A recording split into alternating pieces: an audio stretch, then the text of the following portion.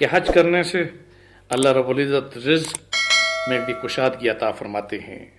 اور حج در حقیقت اعمال صالحات میں بہت زیادہ نکھار پیدا کرتا ہے۔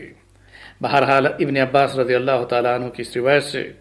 کہ رسول اکرم صلی اللہ علیہ وسلم نے ارشاد فرمایا کہ میری امت میں ہر صاحب استطاعت پر زندگی میں ایک بار حج فرض ہے۔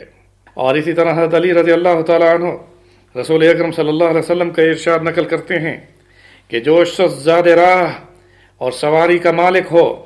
جو اسے بیت اللہ تک پہنچا دے، یعنی جو شخص حج کرنے کی استطاعت اور قدرت رکھتا ہو پھر بھی وہ حج نہ کرے تو اس کے یہودی یا نصرانی ہو کر مر جانے اور بے حج مر جانے میں کوئی فرق نہیں ہے۔ اور یہ یعنی کہ حج کے لیے زاد راہ سواری کا شرط ہونا اس عظیم عبادت کو ترک کر دینے پر مذکور بالا وعید اس لیے ہے کہ رب ذوالجلال قرآن پاک میں ارشاد